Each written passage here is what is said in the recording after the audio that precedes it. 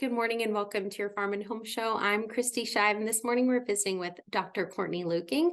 She's an extension specialist for health and nutrition with the University of Kentucky. Well, Courtney, lately I have noticed that pouches of pureed fruits and vegetables are taking up more shelf space at the grocery store. This seems like a convenient way for children to eat more fruits and vegetables. Is that fair to say? Yes, you are right. What may have started as like an applesauce in a pouch trend has now expanded, and there's a lot of marketed flavor combinations of fruit and vegetables and even yogurt. And these are super convenient for one of the reasons that you mentioned is that it's fruit and vegetables, right? It's a way to increase offering of those.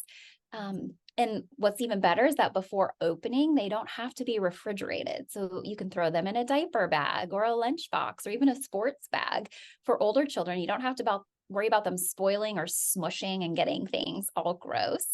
And they are a pretty easy way for infants and toddlers to eat them without too much of a mess or without requiring too much help. So there are lots of wins, if you will, from these types of pouches. Sounds like a parenting dream. Courtney, are there any downsides to these pouches? I'm not sure I would call them downsized, but there are some things to keep in mind that so that we can fit these in within a healthy eating pattern in a way that promotes development, but that also fits in your budget. So pouches are typically more expensive than jarred baby food. So if you are buying these for an infant, for example, to save money, you'll want to consider maybe buying the jarred food or kind of pureeing your own for everyday use, and then really save the pouch for when you need that convenience factor without refrigeration, for an example. Or depending on the age of your child, if they are a little bit older and can eat like dried fruit, for example, or freeze dried fruit is my latest and greatest find for my infant that we're exploring. And so you could think about, are there other options beyond a pouch that also are fruit or vegetables? Now, you mentioned healthy eating pattern. What about fruit and veggies in a pouch might we need to think about? Nutritionally, pouches can provide a lot of nutrients for children, but sometimes these pouches contain more sugar, particularly if there's like a more bitter, like broccoli, if that's pureed in with pears, for example. That sugar can mask the flavor of that bitter vegetable, which is what we're trying to expose children to.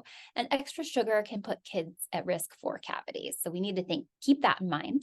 And so we just want to look at those labels and find those ones that are lower in sugar. So typically, if they're a food by itself, you can get like unsweetened applesauce, for example, and that will be lower in sugar. So when you twist off the caps of these, it looks like a straw, and that's pretty much how children are eating them or drinking them. And it really doesn't require any sucking. And those are the types of skills and muscles that we need to develop. And so that sucking action that comes from like a spoon, for example, that helps the jaws and the tongue and the lips. And this is important for feeding development and speech.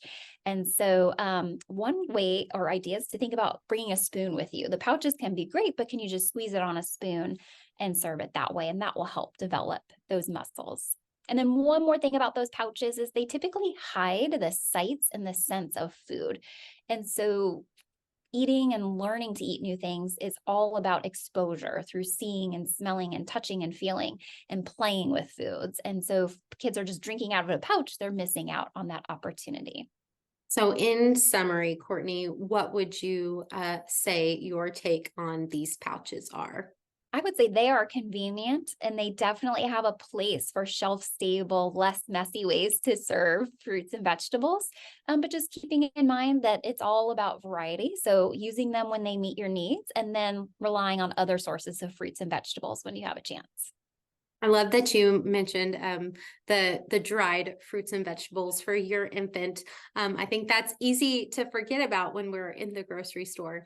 Thank you so much, Courtney, for being with us today. As always, contact your local extension office for more information. Thanks for joining us today on the Farm and Home Show, and we'll see you next time.